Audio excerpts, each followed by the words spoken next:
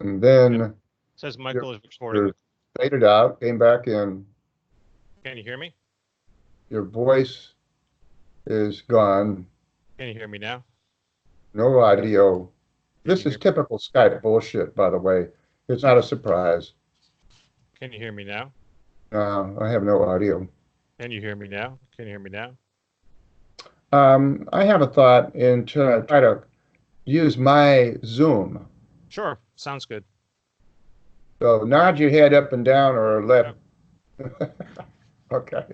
Uh, let's see. All right. Now, and I'm a little rusty with Zoom, but I've used it before, and I have a lot of techs in India, and it never fails, but Skype does a lot. So you can hear me, right? I hear you totally fine. Oh, wait a minute. Wait a minute. Wait a minute. Wait a minute. Okay. Are you there? Yeah, I hear you. Now I can hear you because Perfect. I Sounds didn't good. have the damn thing plugged into the right one. And Mike, I'm going to use your advice. I'm going to spend the day learning about Zoom. Yeah, yeah. Zoom is good, and we can let's see what we can do it here. We can always reschedule, do it again, but Sure. uh, and Zoom is free up to a certain number of people. Yep. So you can't lose. Let's see, what's it doing now? Okay, it says it's recording. So Yeah, I have a little red dot up here that says Michael is recording the call. So oh, what we okay, could do is basically we'll do the call, and then what I'll do is we're going to edit it, and then I'm going to give you the audio, and also we do a really nice audio editing of everything, and then we have the the video component too. So then once we get both done, if you could send me over the file or send them over to you edited, and then we could take it from there. okay. Perfect. Sounds good. All right, so I'm going to start in three, two, one. Good morning. This is Dr. Jan Kasperwitz, your host. Thanks for listening to the Elite Performance Team podcast. If this is your first time listening, then thanks for joining us. The Elite Performance Team podcast is produced weekly for your enjoyment. You can follow us on Facebook, YouTube, and iTunes at Elite Performance Team. Today's guest is Michael White, Optimal Breathing Coach. Good morning, Mike. Why don't you tell us a little about yourself and how you got involved in optimal breathing? Well, when I was 11 years old, I was asked to sing a cappella for the school, the only one. So I sang it a cappella for the school, age 11. And then the next couple of years, I got the crap beat out of me. My father had a police belt, and he worked me over with it a lot. And I had some accidents. I had a sledding accident where it knocked all the wind out of me for about 5 minutes. And so it screwed my breathing up, and I couldn't sing anymore. So about 20 years later, I just wanted to get my singing voice back, and I wanted to learn how to relearn how to sing. I knew I could do it before because I was the only one chosen to sing for the whole school, but I couldn't. So I was in my 30s, and I was in San Francisco, and I looked up a singing teacher recommended to me by one of my high school buddies, and we had a couple of lessons. She said, you're really locked up. Your breathing is really locked up. So, okay, what do I do about that? So she made a recommendation that I do Reichian therapy, Wilhelm Reich, not Reiki, but Reichian therapy. And it's a body-centered psychotherapy that does a lot with breathing. Kind of like, any negative thing you can breathe through will lose its grip on you. And it was very empowering. The guy was a great role model, but after 156 lessons, that's 156 lessons, you know, I couldn't sing. So I just stayed with it because it was a joy to do it, but I couldn't match tones, and I couldn't, and yet I made all these sing-along tapes, Sinatra and Tony Bennett and all these, all the old-fashioned, pop singers, and I sang along with them for about 20 years. And I'd get voice lessons ever so often, singing lessons, but nobody worked with my breathing. So about in the 90s, I came across a couple of teachers that were teaching breathing. And one of them was Carl Stow. They called him Dr. Breath. And he had basically taken the Yale rowing team and trained them around better breathing. They started beating everybody. Sure. And then he got invited to St. Albans, the largest naval hospital on the East Coast, and he was invited to work with the people who were getting a newly diagnosed disease called emphysema. It stemmed from the soldiers being sent cigarettes in the Second World War. And then the MDs approved that, and they said to them, okay, here's some cigarettes for you. Yeah, cigarettes and a chocolate bar. Uh-huh. And so in the 60s, all of a sudden, we're getting all these guys coming into the hospital with can't breathe. And so they found Carl, and he started working on them. And basically what Carl did that was different, he could put an 80-person choir together singing Handel's Messiah, in a month or so, which is impossible. But he laid hands on them. He touched them.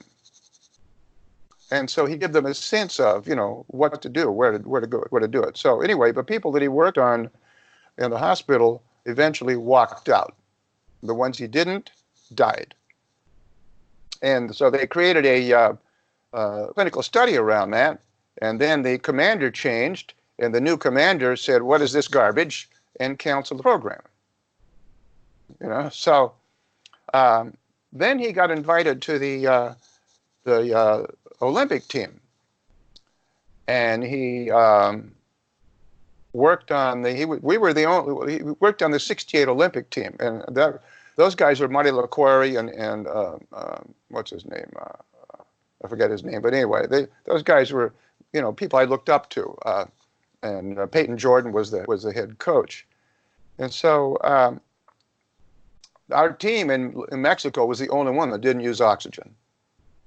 He taught him to breathe. Oh, Lee Evans, a lot of world record holders, because their breathing got tweaked, got fixed, it got changed, and so Carl has been a great influence on me, working on athletes, working on emphysema victims, changing people, to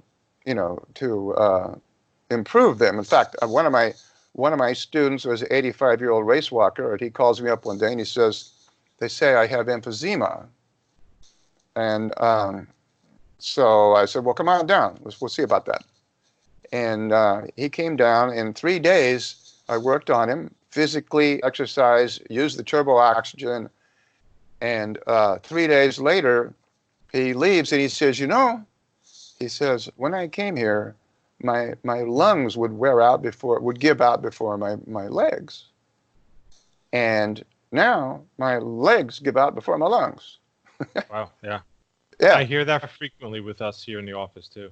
Cool. So he went the next day, went home, and broke 3 state records.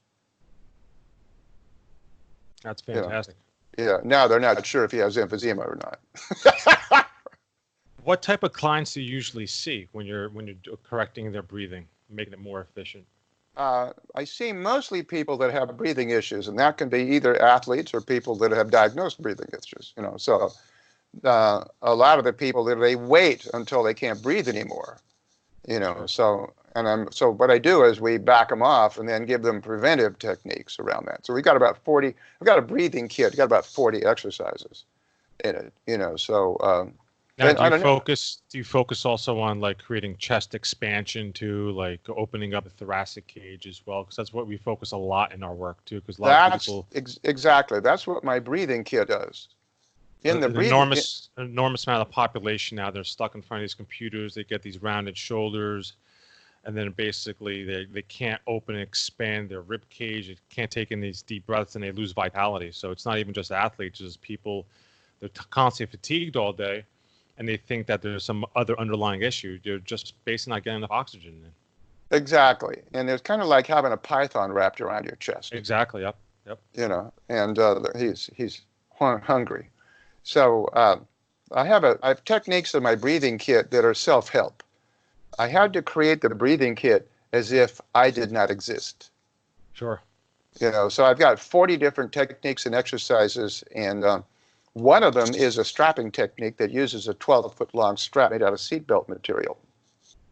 And the videos show you how to work yourself so that you begin to expand your rib cage in a matter of seconds. Mm-hmm.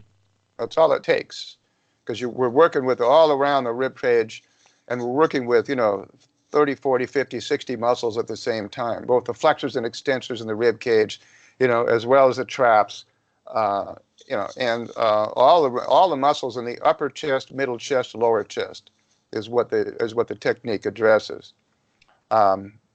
So yeah, it's shallow breathing is epidemic. Sure. Now you're focusing on getting people to do diaphragmatic breathing. Yes, but most people don't know what that is. Exactly. Yeah. You tell them to do a breathe in your diaphragm. You get a blank stare, or they breathe up in their chest. Yep. So the key is when I'm teaching someone to breathe, they have to feel where it is, and so that's one of the things I created. It's called squeeze and breathe exercise, where you fingers and thumbs around your lower abdomen, and you squeeze and then breathe in, and you get the sense of where I want you to breathe. People are told to breathe in the belly, and the belly is an arc. It's not a circle. Your lungs are a circle. Your rib cage is a circle. Your diaphragm is a circle, essentially. So you need to breathe into a circle, which means you need to breathe into the sides and the back as well as the belly. Otherwise, you miss 70% of your breathing. Sure. So the belly breath is really misleading. Babies don't develop their breathing until they're age 3 anyway. So, how good is that? It's a start. Mm-hmm. It's a start. It's like walking into the door of the chiropractor, but then turn around and walk out. Yeah, gotcha. Now, I see here that you just mentioned briefly your turbo oxygen, because we have various types of oxygen therapies in the office. And what we do is we utilize some exercise with oxygen therapy. I work with a lot of athletes. I have one athlete who's going to do the Puerto Rico de Vuelta de Puerto Rico, which is a pretty long bike race. And we use hypoxico training, which is breathing at altitude. We also use a hyperbaric chamber to increase oxygenation in the body as well. What's this turbo oxygen technology that you've developed? Okay, the Very turbo interested to oxygen. hear about this. Yeah, the turbo oxygen is an upgrade to EWAD. Mm-hmm. What I noticed with the competition is that they're using a single tube into a mask. And so I looked at that, and I was using those for a long time. We had about, first you start with a cannula back 10 years ago, and then there was a 1 liter mask, and then the CPAP mask, which is what most people are using out there. And I had one, and we introduced about 5,000 people to EWAD about 10 years ago. And we sold about 5,000 machines. And so we got a lot of insights around that it was really helpful. But I never liked it. I never liked it. I didn't think I was getting enough oxygen. Sure. And so then people started using a CPAP mask, which has 1 tube in it, and you see a blue holder, right? And the CPAP mask has just 1 tube coming in. And so it was never satisfying. I'm not a super big guy. I'm 6'2", but it was just never satisfying. And it bugged me for years. And finally, I came across a mask, and I adapted it. Now, when you're saying not satisfying, do you mean you don't feel like you're getting enough air in? Exactly. You're always feeling a little. I know exactly what you mean. Okay, feeling a hunger for air, right? And so, I said, okay, I don't like this. So I got a mask, and I adapted it to a bag we manufactured, and it was like breathing in a room full of oxygen. There was no resistance whatsoever. It was totally free breathing. I said, this is it. So we started patenting. We got patents pending on it, on the system. And then I took the bag, and we manufactured, and I added 5 inlets for 5 machines. Because my idea was, I want to do a whole team. I want a team to be able to do sessions. I want to be able to get 20 to 30 people doing a session in 1 day, so I can do the whole bloody team. And so I've got 5 inlets for machines to feed oxygen into it, and then I've got 4 outlets so that the hoses can actually work 2 people. You got 2 hoses per person because you got a mask now that has 2 inlets instead of 1. So it's supplying twice as much volume as anything else out there. And now you're using 1 oxygen concentrator, or you got to use 2 for 2 athletes? No, you use 1 oxygen concentrator. Well, you could use 2 because you'd run out faster, but what I've also created is a way you can combine bag to bag. Yep. So you could actually fill up 2 of my 900-liter bags, you'd have 1,800 liters. And I don't care how big you are. That's gonna handle it. So the key is if you're running a lot of people, then you want to just add more machines. Sure. Yeah, because I noticed the one issue was the recharging of the bag could take up to an hour sometimes. Exactly. And so what are you going to do in the meantime? Okay, well, see, I want a team to be able to do this. I want our Olympic team to do this. I want to be able to have them train. I can do 15-minute sessions.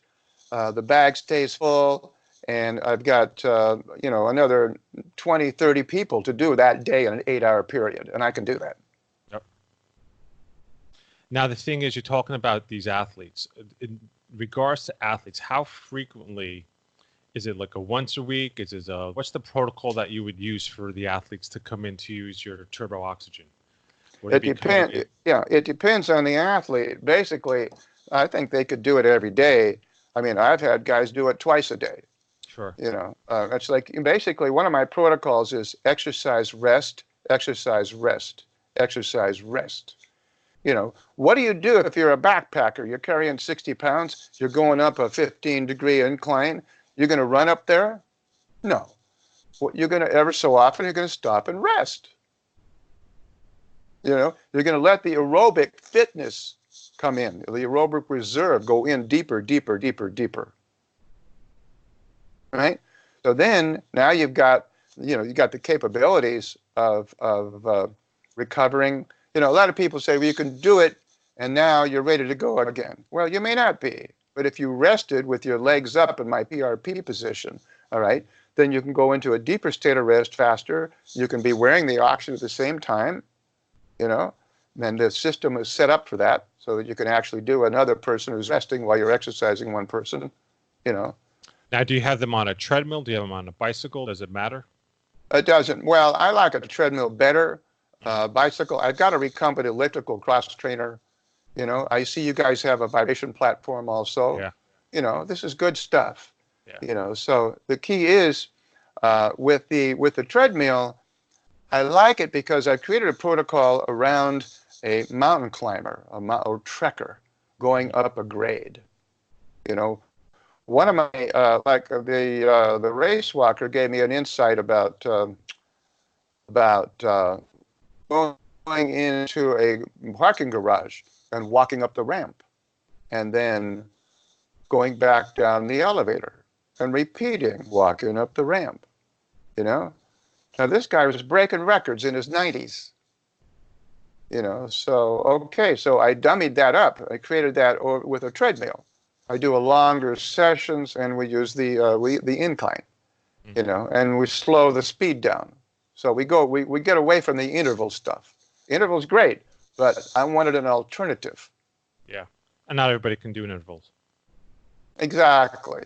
And you don't know what kind of a heart condition you're working with. I even noticed that some patients, even with riding a bike, they can't sit on the bike seat that long. Like, I'm a cyclist. I do 100-mile races all the time. I sit on a plastic seat. I have no issues whatsoever. It took me a long time to get to that point. But still, so now I'm like, you know what? We need to get people on the treadmill because it's just much more. People can walk. So, and the other thing, too, is I couldn't put people through intervals because exactly what you're saying. You don't know what their heart condition is. You know what their limitations are. And we're not set up to basically take care of people who, God forbid, have some contraindications to doing intervals. Is there a set time limit? Is it like a 15-minute, 20-minute protocol that Okay, you're utilizing? I really think, Jan, that the protocols have to do with the bag. Yep. You know, and so if you had, for instance, you had two bags side by side that were full connected to each other, then you could do a lot longer. You Okay. know, but they're basically peddling a 15-minute all you need. Okay. Well, as I just said, with the Trekker protocol, you do longer than 15. I mean, I've done 30, 35, 40 minutes with the Trekker. You know, I just was doing it at a 2-mile-per-hour pace. It was no big thing, you know, and what I'm doing is I'm watching my muscle oxygen increase. Now, this is part of the joy of this thing. Are you familiar with the hex? No, I'm not. Okay. What's the hex? Okay, from MIT guy about 10 years ago, I was complaining about a pulse oximeter not being worthwhile. You know, it's a toy. Besides, it's talking about your blood. It's not talking about your muscles. You know, so some guys in MIT created this device where you strap it to your thigh, and it measures muscle. It measures oxygen in your thigh muscle. Okay. Now your thigh muscle and your brain use most of your oxygen. You know, the thigh muscle because of the size of the muscle, you know, and your brain. And so what this does is in real time, it measures your muscle oxygen. So it's nicknamed like a muscle ox. It's called a hex. Yeah. And so people, I mean, I got the thing. I just fell in love with the thing because it gives you an internal sense of whether you're going too fast or too slow.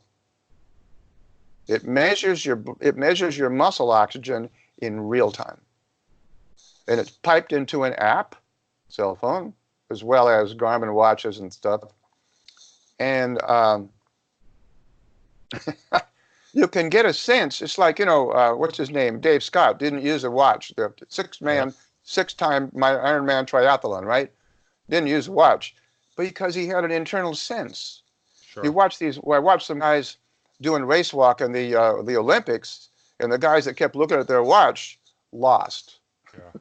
You know, you got to develop that internal sense. So the hex will help do that. And basically, you can, after a while, you get a sense. Gee, I think I'm going too hard. You look at it. You're in the red.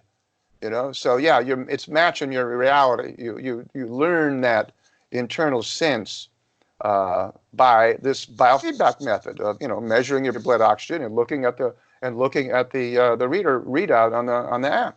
Yeah, it's a perceived exertion. You kind of already know where you're at. I totally agree. Exactly, and you know, you got to learn that. Eventually, you learn it, then you get a sense of, you know, now the marathoners or the 50-mile runners and the 100-mile really do have a strong sense of that. You know, they couldn't be doing 50 miles if they didn't. You know, so, but the other people, you know, they train too hard. Now you can, it's like, like I said, I don't like the intervals for people because you're doing a CPET, you know, a CPET test, cardiopulmonary exercise test, you know, people have dropped dead while they're doing that, or they drop dead the next day after they passed it. Sure. Yep. You know, so I don't go for that. So I basically give people options. You know, and use the option, but use the hex. And you can get the hex, humon.io, HUMON.io. Now, I think I know what you're talking about. I think it was actually came out like a year and a half, maybe 2 years ago, because I've seen some cyclists they've been actually using it. And I've seen people strap it onto their leg to get a better idea of physiologically like where they're at. That's exactly right. Yeah. You know, and I know the head guy. And so I've got a discount coupon, which is APP-Mike10. People want to, you know, get a discount, they can use that HPP-Mike10. And that's for the actual hex? That's for the actual hex, yeah. Okay, I encourage everyone to get in the it. show notes. Perfect. Yeah, athlete or not, get one. You know, this thing's incredible. And it also ties into a heart rate. The app ties into a heart rate monitor. So you get a Polar or a Garmin or whatever, you know, and tie that in. So you got the two now. You got the heart rate and you got the oxygen. I mean, heart's going to spasms because of lack of oxygen. Sure. You know, so People. That's why people drop dead after they've done a run. You know, they've created such an oxygen deficit, their heart can't stand it anymore. Now, with your turbo oxygen, is it purely just oxygen, or are you doing like the increased oxygen and then creating a deficit with oxygen with decreased oxygen as well? With all due respect, I don't like that. Mm-hmm. All right. See, I'm pushing 80 years old. You know. Yep. And not because of my age, just because, and I've got a huge internal sense of my breathing. I've been teaching breathing for 25 years, my breathing kid. And so what happens with altitude training, or what happens with resistance, is you tighten up your rib cage. Now, when you tighten up your rib cage, you make your breathing volume smaller. Now, you might in some way create more conditioning. I don't think so. I don't like the nitrogen idea. I don't like the altitude idea. The altitude for tension, and then the nitrogen, because as a scuba diver, I don't like the idea of taking massive amounts of nitrogen. And people drown from that. And I just don't like the idea. I'm not comfortable with it. And I think a lot of it has to do with compensating for the lack of volume coming in from the mask. So you get my mask, you get my my bagging system, and you test drive it. You'll see that you breathe in easier. You don't need anything. I don't think you need anything else. You just need more oxygen instead of starting playing with nitrogen or playing with the things that really create massive chest tension. Sure. Now we're talking about oxygen, and I try to, with all my clients and patients, I try to focus them on some foundational things they need. They need water, they need oxygen, they need essential fats, essential proteins, amino acids. Besides just the oxygen, what about like diet recommendations? Do you recommend any type of specific diet recommendations as well when they're going through these protocols? It depends on if they're working with me or not. Basically, I pretty much stay away from it because guys like you are out there are really on top of it, keeping in touch with exactly what the person's doing. I am very bullish on plant-based diets, although if you watch Game Changer, you'll see that, okay, you really now have an option. You can do meat, you can do plant-based, you can be a monster and be plant-based. You can be a monster and be meat. But with meat, for me, as a respiratory specialist, and I am, meat and mucus go together. And mucus, the lungs don't like mucus. So how much you're going to do and how much is the mucus affecting your lungs is going to only tell in terms of your longevity and your experience of your time trials. So if you're out there eating a lot of meat and you're doing a lot of you're getting timed a lot, all right, you're going to notice that you're not doing so well when you eat mostly meat. Yeah, we encourage a plant-based diet as well. We're not talking about vegetarian or veganism. We're talking basically majority of the food that you're going to be eating per meal should be majority plants. I agree.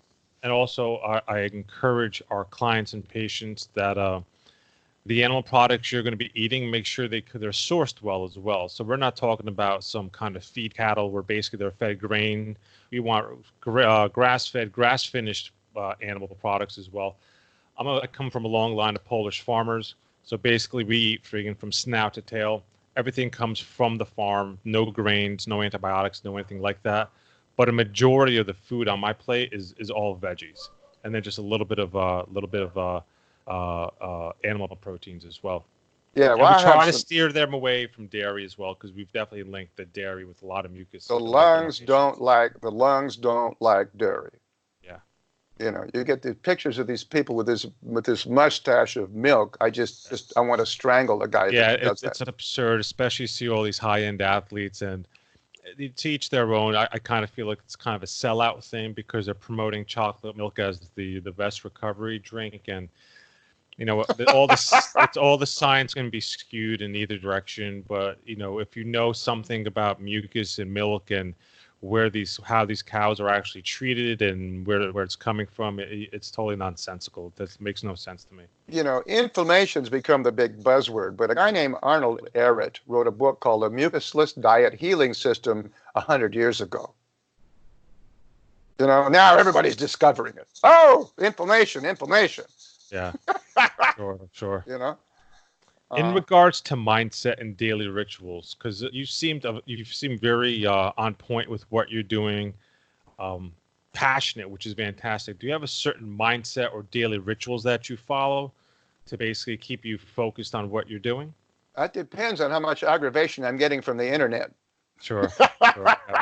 Yeah. But you saw the problems we had this morning setting up. But by and large, I like to do a easy breathing exercise in the morning. Mm-hmm. Before I get out of bed, and that sort of sets the stage, and then during the day I'll work out, but I'll basically I do my workouts because I have a home office. I do it more around when I'm not getting besieged with phone calls and things, so I could get up earlier and do it, but I don't because I might be up late the night before, whatever. But so. I think the main thing is starting the day before you get out of bed. And then if you've had a bad night's sleep, you can overcome a lot of that. If you've had a good night's sleep, you can just make it better. So I have one of my exercises, C23 on the in the breathing kit, is lying in the side Trendelenburg position, which is what they put soldiers in when they're on, when they're injured in combat. Because it slows the heart rate down, it slows the breathing down. It makes them more parasympathetic. And then a certain breathing exercise that I train people to do. It's very simple. And it has an option to integrate the voice because most breathing teachers out there do not integrate the voice. And if bad voicing equals makes bad breathing makes bad voicing. So you have to have the two together. Now, when you're doing these breathing exercises, are you using the tongue to push up against the roof of the mouth or anything like that as well? No, not at all. No. Again, I'm a singer, and I wouldn't. No way would I wanted anybody to do that. So, so no, I wouldn't. I wouldn't do that. You need to have the breathing come from your gut, way down from your crotch. A lot of Tai Chi teachers will suggest you breathe through the bottom of your feet. Sure. So, and that keeps people down there. But basically, you need to just let go and come down from your diaphragm. Now, Pavarotti used to say when he sang best, it was like taking a good bowel movement. Now the insight there is that his perineal diaphragm just expanded. He just let go, and it's counterintuitive with opera singers that the more you relax, the stronger your voice gets. Sure. There's less restriction going on. Yeah. And so when you're dealing with an opera singer, that's a big piece. So why not carry that over into regular breathing and teaching, which is what I do. Well, Mike, it's in regards to just besides singing and athletes, what about like potential patients with chronic diseases as well? Is this something that they could contact you and then basically you could explain to them the breathing exercises and they could get on a phone call with you? Or can they go to your website and get information from that? Because some people could go to the website, they see the information. Could they actually call you and basically get some time with you to actually ask you questions as well? A, B, C, or any of the above. We have the breathing kit. Mm-hmm. We have it it's online, it's digital, and as well as there are some tools, like I mentioned, the strap, and there's a diaphragm strengthener. So we have the tools get postal mailed, but the breathing kit itself is entirely on digital as an option. Sure. So we send people a bunch of discs with the kit as well. So they either get it with discs or online, whatever they want. And the tools, though, the tool that I haven't really clarified is I talked about the strap, right, and how you need to use that. to release tension in the rib cage. But we also include a diaphragm strengthener. Now, the diaphragm strengthener is created by a tuba player. Oompa, oompa, oompa, you know. He's got big lungs. And if you use any breathing resistance trainer, power breath, spirometer, I don't care what it is, okay? You're going to tighten up your rib cage. Yeah. What do you do to untighten it? Nobody does anything. If they're lucky, they'll find a body worker who'll work them over a little bit, you know. But so my technique is about using the diaphragm strength to strengthen the diaphragm, which is very good, but then use the strapping technique to release the tension that you just created. Yeah, that's the big thing that's kind of in vogue too. You see these people with these masks, they're wearing them while they're breathing. And I try to explain to them that you're not really increasing the oxygen because they think they're actually increasing their efficiency with breathing. And I'm like, all you're actually doing is really tightening up a lot of muscles in your intercostal area, which is the muscles in between your actual ribs. And actually, there's been an uptick in the amount of patients going to the emergency rooms with wearing these breathing restrictive devices, because what they're doing is they're creating an outpocketing in the alveoli tissue in their actual lungs. So I'm definitely a no-go with any kind of breathing restrictive devices whatsoever. I'm glad to hear that, because you're more into that world than I am, and so it's very supportive of what my feelings are. Sure. Instead of letting yourself breathe more, you're literally making yourself breathe less. To me, that makes no sense. They say, plus it's also, you know, they say, well, you're going to capture more oxygen. Well, you can't get blood out of a stone. So if you don't have the oxygen there in the first place, what are you going to capture? Absolutely. Absolutely. Yep. Yep. Well, I have your contact information here. If anybody wants to contact Mike, you could get him at mike@breathing.com. We also have a website, www.breathing.com. In regards to the Turbo Oxygen Kit, which I advise everybody to take a look into, it's turbooxygen.com. And then we also have optimalbreathing.com. We're going to put all this contact information into the show notes. I want to thank Mike for his time. We're doing this on a Sunday morning at 10. We had some audio issues to begin with. I appreciate your patience with that as well, Mike. I want to say thanks for everybody listening to our podcast with Michael White. He's the breathing specialist. I think everybody got a good amount of information from this. If you would like more information on our podcast, follow us on Facebook at Elite Performance Team and Instagram, or you can also subscribe to our YouTube channel, our iTunes at eliteperformanceteam.com, or just Elite Performance Team. And remember, train your brain, train your body. Mike, do you have any last words you want to tell our patients and our listeners? Yeah, keep seeing your chiropractor. Make sure they look healthy. No, don't go see a health professional that isn't healthy. Go find one that is. I think that's really the bottom line. I appreciate it, Mike. Enjoy the rest of your day. Thanks so much for your time, Mike. Take care. Awesome. That went actually very, very well, Mike. That was excellent. So what I'm going to do is, if you get a chance today or tomorrow, no rush, if you could send me over that file